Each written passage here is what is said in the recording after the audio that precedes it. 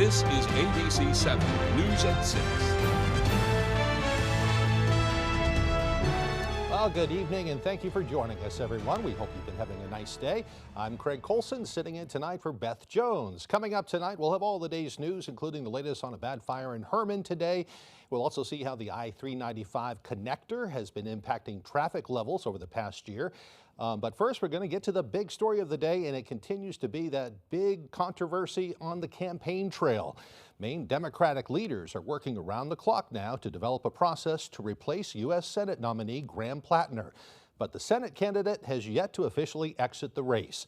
Meanwhile, more Democrats are expressing interest. Our Grace Blanchard has the very latest.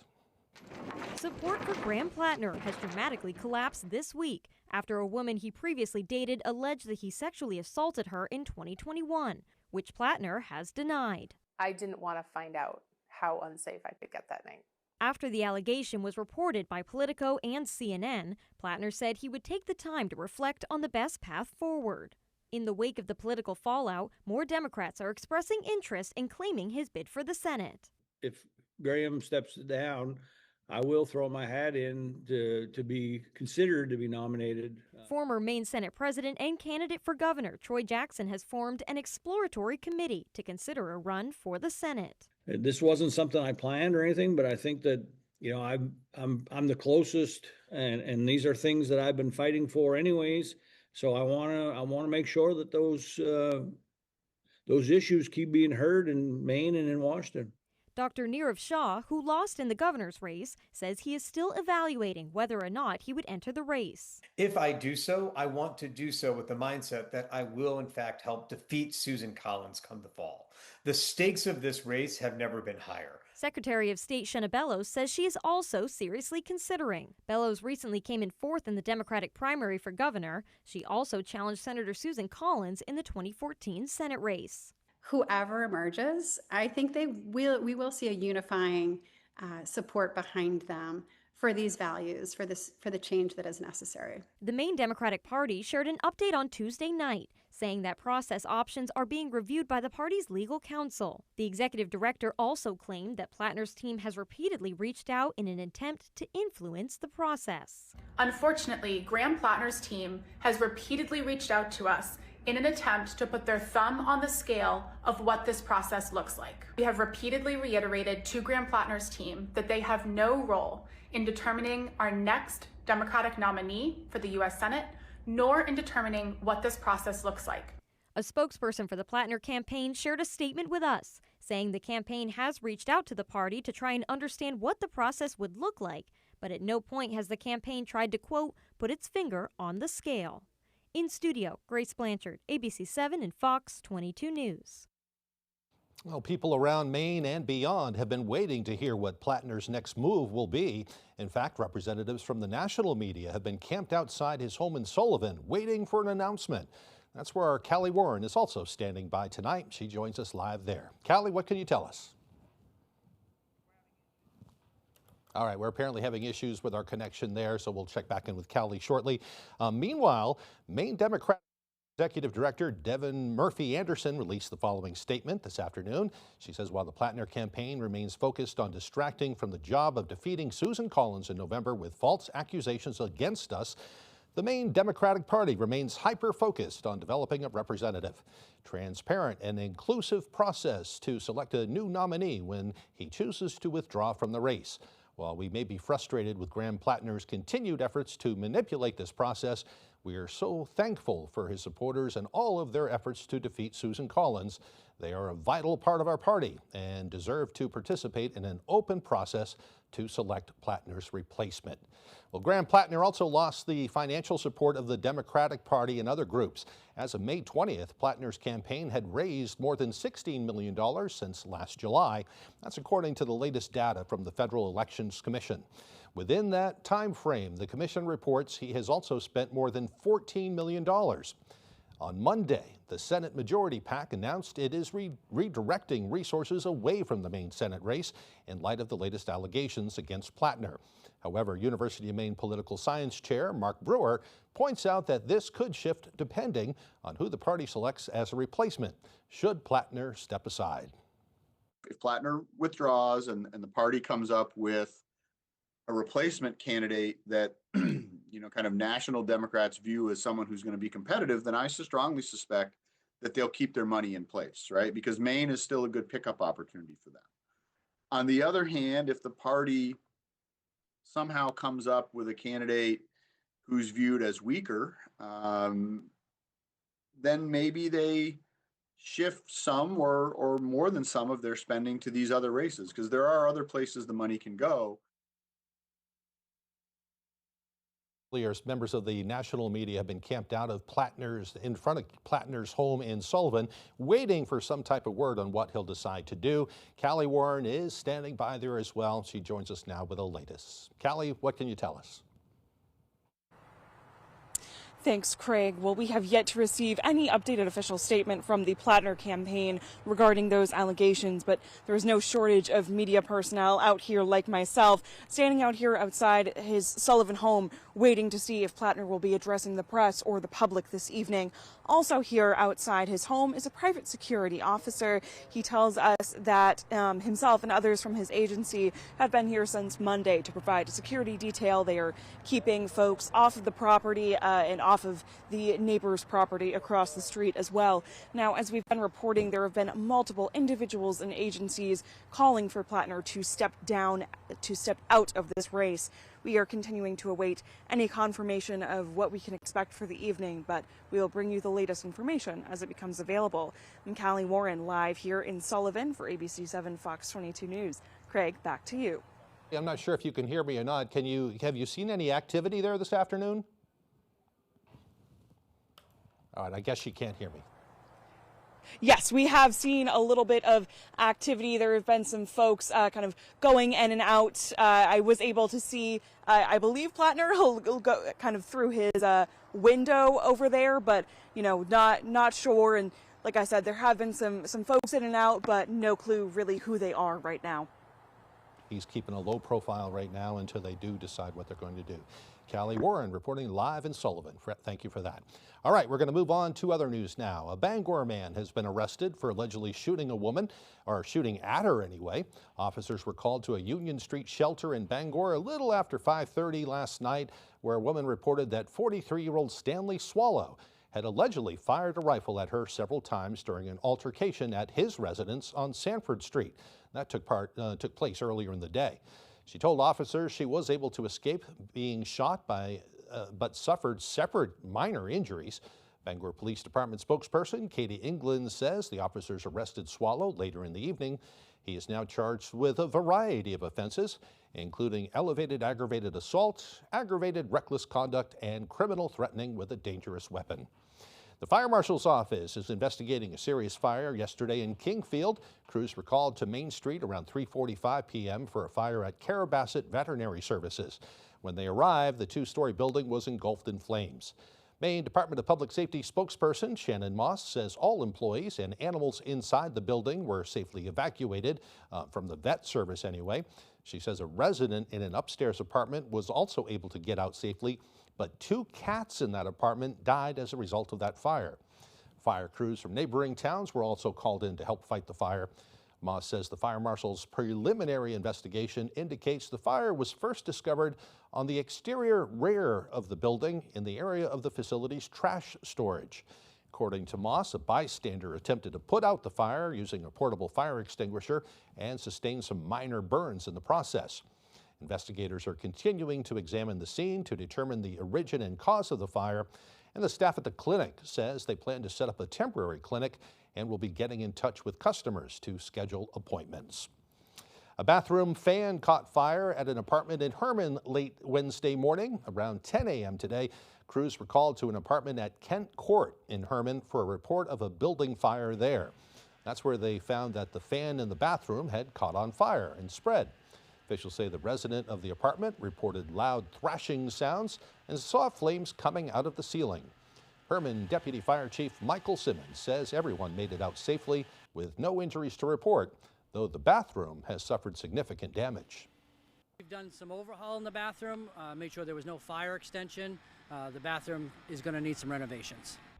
Well, resident Olivia Alden was home with her daughter and 2 cats when the fire broke out and immediately ran to her neighbors for help, one of which shut off the building's electricity. Alden expressed gratitude to her neighbors for their aid and says their actions made all the difference. I'm a little shaken, but I'm glad my neighbors helped, and I'm glad that me and my daughter were, not sleeping. It was the daytime, so we were awake, and it could have been a different, story. Well, Alden added that she and her family will be looking for a new place to live. Authorities are investigating a fire on Indian Island that officials say was intentionally set. According to State Fire Marshal's office, the fire was reported shortly after 2 a.m. and it happened at a building located at 4 Wabanaki Way on Indian Island, just outside of Old Town. Officials say nobody was hurt, but the fire did cause significant damage to the building. The Fire Marshal's office says the building is owned by the Penobscot Nation, and fire investigators are now working with the Penobscot Nation Police Department and the Old Town Public Safety Department, and the fire has been ruled arson. Anyone with information is asked to contact the Penobscot Nation Police Department or the State Fire Marshal's office. Meanwhile, several people were injured when a vehicle struck a moose in Alton early this morning. Milford Fire and Rescue says around 3 a.m. their crews responded to Alton to assist with a serious motor vehicle crash. They say arriving units found a vehicle that had left the road with major damage after striking a moose that was in the roadway. According to their Facebook post, all 3 occupants were trapped in the vehicle and 2 had serious injuries. They say they were removed and transported to the hospital. And the post says the incident shows the importance of mutual aid network and how it helps provide proper responses to major incidents like that one. No word on their condition today. Also no word on the moose. All right. Well, it turned out to be another beautiful day around here today. Lots of sunshine with very warm temperatures. Looks like it will continue, although we might see a little rain as we head toward the weekend. Let's check in with Anna Conrad for a first look at that forecast. Well, today was a little bit warmer than we were at yesterday. Temperatures back into those low 80s for many of us in our area, and we're just going to continue to be warm. Tomorrow, we're going to be really warm. We're going to be back into those upper 80s to low 90s for many of us. Now, taking a look, we've had lots of sunshine for today. A few clouds have been rolling throughout the day. We are going to continue to stay dry for the rest of the day today. Clouds are going to start to roll in for us. We have a chance for a couple sprinkles up by Presque Isle, but other than that, many of us will stay dry before we do have a next chance for showers and thunderstorms making their way through tomorrow afternoon into tomorrow evening. For tonight, though, temperatures falling not so low, with our low temperatures back into the low 60s. Should be a comfortable night, though. Thank you very much, Anna. Well, still ahead on ABC 7 News at 6. It has been a little more than a year now since the I-395 connector opened up to help cut down traffic along Route 9. We'll see how effective that new highway has been as ABC 7 News at 6 continues. I was in the Army for over a decade, with 2 deployments to the Middle East. And I have never seen a veteran with a Nazi tattoo. Graham Plattner knew exactly what his tattoo was. Blaming it on military culture is disgusting. I've got tattoos of things I'm proud of. And I guess Plattner did too. Graham Plattner is a liar, a fraud, and an embarrassment. He's unfit to represent Maine. Pine Tree Results PAC is responsible for the content of this advertising. Keep your boat safe, functional, and beautiful with a Shoremaster boat lift from Hammond Lumber Company. Your Hammond sales rep can help you choose the perfect lift for your boat. Shoremaster's exclusive Whisperer winch offers the industry's smoothest and quietest operation. Add speed and convenience with a Shoremaster lift motor. And Shoremaster's modular Infinity design makes it easy to upgrade with accessories when you're ready. Take your boating experience to the next level with a Shoremaster boat lift from Hammond Lumber Company. On the Road, broadcasting the news at 6, live from Skowhegan, is brought to you by The Bankery. Our baked goods are made from scratch, using the freshest ingredients, and our flowers are exploding with colors. R&B Home Source is your place for furniture and appliances. They have all kinds of air conditioners, freezers, and more. Daddy and Daughters, come and see us at one of our 4 locations and turn scrap into cash. The best decision I ever made was to jump in with 2 feet into healthcare. It fills my outside life, not just my career. It fills my heart, you know? I was interested in surgical technology and working in the OR because there's a little mystique behind it. You make very meaningful relationships with people. You're in situations that can be high stress, but you're all there together and you're there for the betterment of this particular person that's there. And to be on the forefront of all of that, I think it's absolutely amazing.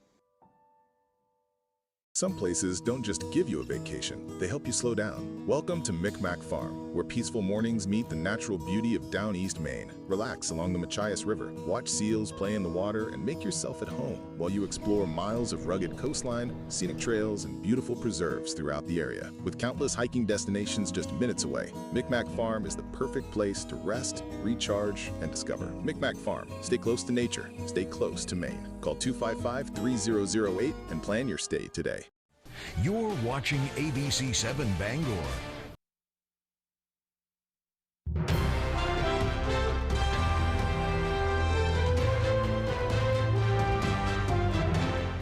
Welcome back, everyone. Since the arrival of the I-395 connector in Brewer, there's been a drastic decrease in traffic.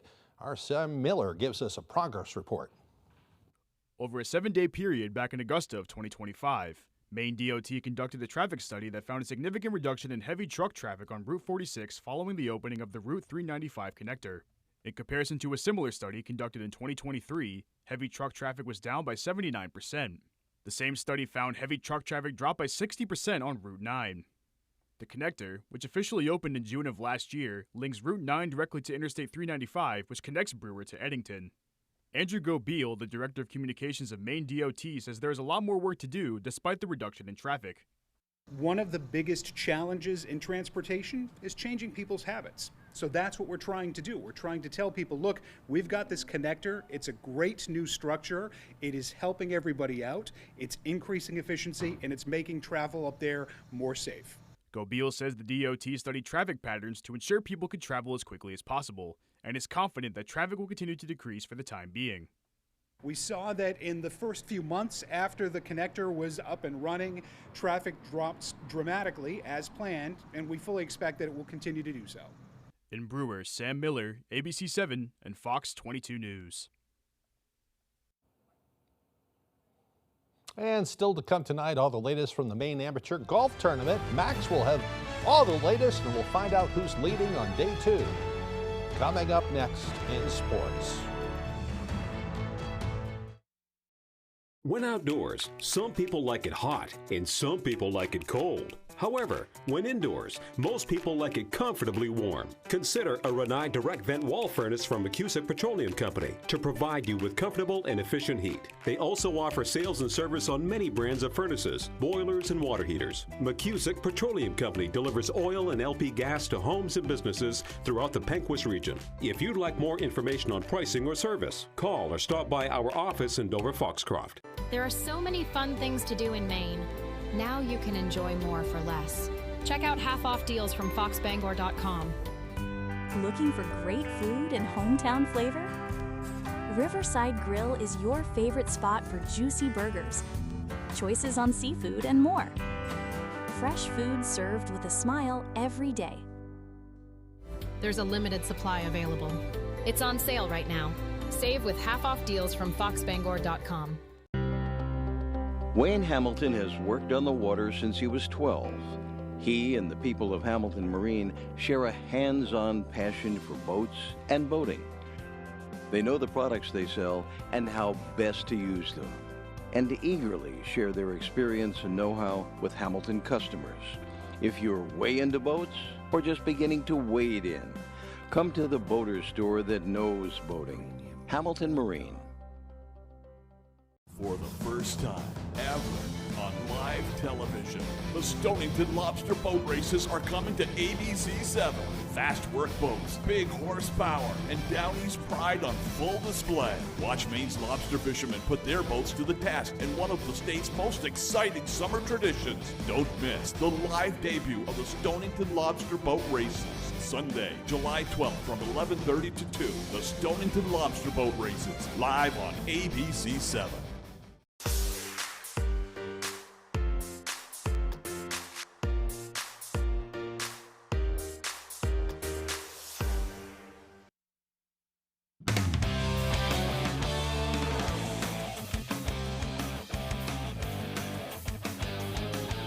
Welcome back in, folks. Day 2 of the Maine Amateur Championship went down Wednesday at Sanford Country Club as 132 golfers fight to make the cut. To hole 18 we go. Michael Bruce of Presque Isle Country Club with his approach shot, and he sticks it right near the pin. And now he's going to go for a birdie putt, and he is going to sink this one. Bruce made a good charge on day 2, but will unfortunately miss the cut. We stay on 18. Jake LaPlum out of Dune Grass approaching the green. He fires a shot, and it hits the pin. He would take a 2-putt for a par. Same group now, Scott Nevers of Valhalla with a birdie, and he drains it. Scott Nevers will play on Thursday as he made the cut. Then we go to 7, and it's the leader, Michael Madden, who sticks his approach shot. He's got a great look for birdie to add to his lead. Before we get to that putt, it's currently back-to-back champion Eli Spalding of Brunswick Country Club shows off his short game with this great chip, and he buries the putt for par. Now Madden for birdie, it's no good, and he's even got meat on the bone for par, but the 2026 Cheverus High School grad buries it to stay at 6 under. To the par 3-8, Tom Caron of Bangor Muni has his hat off, and he's looking for par. He steps up, and he drains it. Our Jack Webb is standing by live now from Sanford Country Club, where all the action is taking place. Jack, how's it going down there?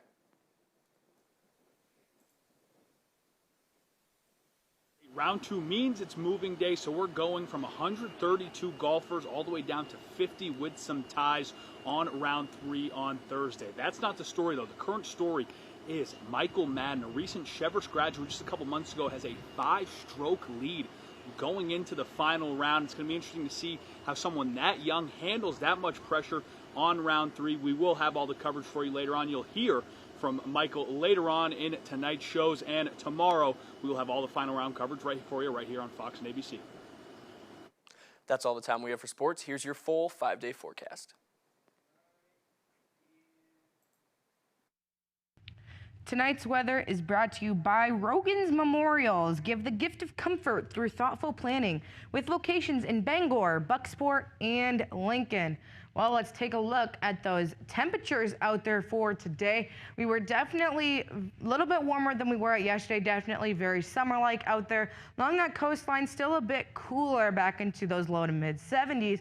But for many of us, we are in the low to mid 80s for us with lots of sunshine today.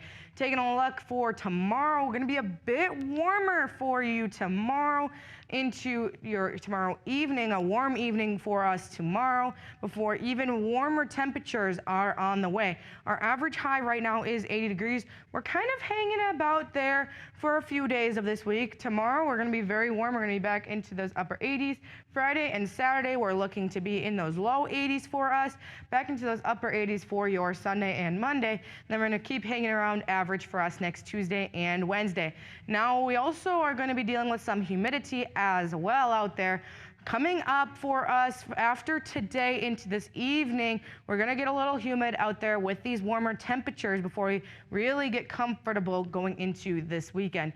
Now, we do have a couple chances for some showers and thunderstorms out there. Lots of dry weather too, definitely dry enough to enjoy your weekend for us and the rest of your week. Taking a look right now, lots of sunshine, a couple clouds out there, but we have our next system over in Canada that is pulling our direction for us for tomorrow afternoon into evening. Tonight, Presque Isle, you might see a couple of showers. Other than that, everybody looks to stay dry. Heading into tomorrow afternoon, some scattered showers and thunderstorms. And then this is early Friday morning, so Thursday night into Friday morning. We're going to see our next round of showers and thunderstorms making their way through the state for us. And definitely going to have locally heavy rainfall with us as well. This is Friday afternoon.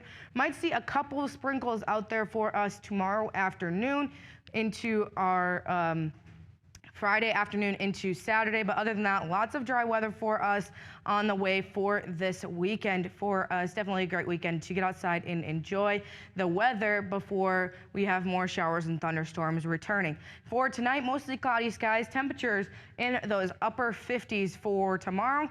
Temperatures right back into those upper 80s for us, mostly cloudy skies, and we do have that chance for a few scattered showers and thunderstorms. Taking a look at your extended forecast, showers and thunderstorms for tomorrow and for your Friday. Temperatures in the upper 80s tomorrow, low 80s for us on Friday, but then sunshine does return for us on Saturday into Sunday and Monday. Temperatures on the climb, low 80s for your Saturday, back into those upper 80s for us on Sunday into Monday. Looks fantastic. A great time to be on vacation here in Maine. All right, we'll have more news when we come back.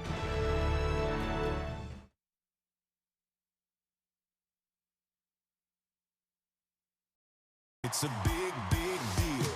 Summer is a big deal at Toyota. It's the final days of Toyota's Big Deal Summer Event, where you could get 5.99 financing on a fuel-sipping Corolla sedan with a modern and refined interior, plus 2 years no-cost maintenance. Summer's a big deal at Toyota, the longest-lasting brand with the best resale value. So see your New England Toyota dealer. It's a big, big deal. Toyota, let's go places. Being raped is one of the worst fears that women have. So we take precautions to avoid dangerous situations. Graham Plattner blamed women for getting raped because he said we get effed up drunk. Mr. Plattner blamed the rapists, not the women. And now we learn Plattner used an app that's called a predator's paradise for child exploitation. Graham Plattner is disgusting, gross, and unfit for the Senate. Pine Tree Results PAC is responsible for the content of this advertising. Hi, Todd from Dorsey Furniture here, and our red tag furniture and mattress clearance sales going on now. We have a special purchase of overstocked flex steel sofas, love seats, chairs, and recliners at least half off list. Famous maker, queen size, showroom sample mattresses half off list. The largest selection of recliners and lift chairs in the Bangor area, with lift chairs starting at $7.99. Extreme values like this won't last long, so come check us out today, and thank you for supporting a Maine family-owned company. Be comfortable, my friends. Webb's RV Center has a 4-acre lot with over 75 previously owned campers all on sale, plus another 4 acres of new RVs and motorhomes. Webb's RV will take anything in trade. You can buy a camper anywhere, but be sure to buy your next camper at your local neighbor. A website can't service your RV, but Webb's RV will, and they have the biggest service department in the state of Maine to help you enjoy your RV or motorhome. So come on down, neighbor. The coffee pot's on and the pencil is sharp. It's America's 250th birthday. The Maine Semi-Quincentennial Commission invites you to connect Maine stories to America's legacy, sharing Maine's contributions to the nation's story, and exploring Maine's role in America's future. From potlucks to parades and more, you'll find a full list of many exciting America 250 events on our page on the maine.gov/SOS website. Happy birthday, America! Brought to you by this station, the Maine Association of Broadcasters, and the Office of the Secretary of State of Maine.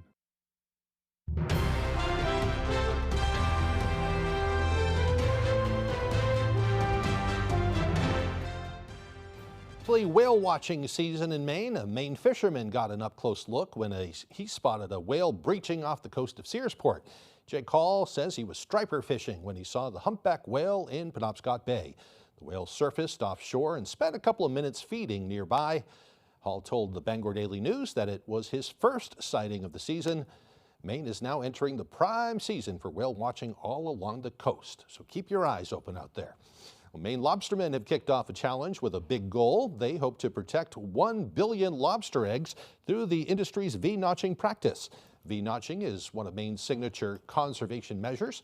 When lobstermen catch an egg-bearing female lobster, they cut a small V-shaped notch in the tail before returning the lobster to the ocean. And the notch protects the lobster from being harvested so she can continue to reproduce.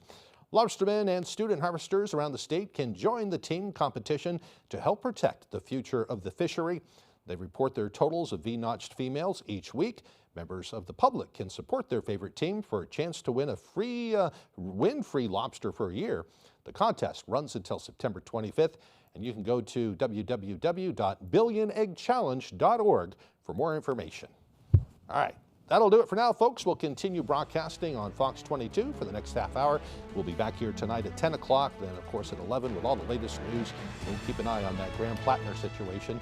In the meantime, we thank you for joining us, and we hope you have a wonderful evening.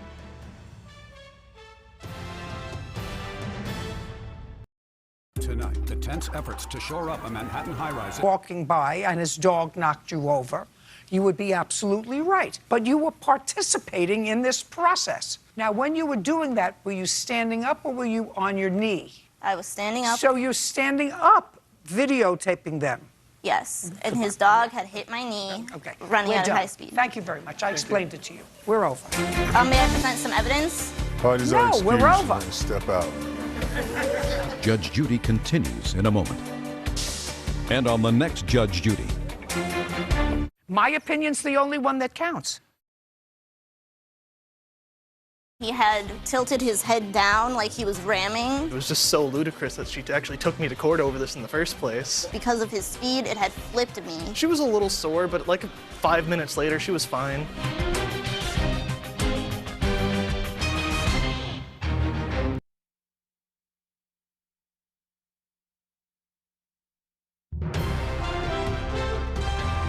This is Fox 22 News Tonight.